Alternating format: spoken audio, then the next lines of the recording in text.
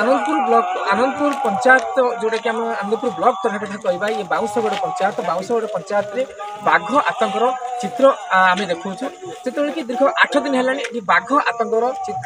खबर जाता वन विभाग पाखु और वन विभाग खबर गला आज वन विभाग पाखापाखि 20 ରୁ 25 जन टीम से बाघ को खोजापी पाखे गोटे ट्राकिंग थिला बाघर पादचिन्ह से कोर्ट सूचना पाई से ए अंचल लोक मानू डाकुआ जंत्र द्वारा सूचित कर संध्या पर घर पदा को बाहर नहीं कारण जेहेतु किसी गोटे आभास मिली बाघ ए अंचल माति बोली किंतु आम आम पाखे अच्छा बनखंड अधिकारी जो आसी आम देखु पाखापाखि गाड़ी 5-6 गाड़ी नहीं आसछन्ती 20-25 जन स्टाफ आसछन्ती बाघ को खोजापी आसछन्ती बाघर गतिविधि की तर्जमा करने एक्चुअली सप्ताह बाघ आसी कि ना जदि बाघ आसी बाघ गला कुआड़े एवं तार जो पादचिन्ह को देखी जो ट्राक कर देखीचु बाघर पादचिन्ह बाघ बोधे यही अंचल थईपे से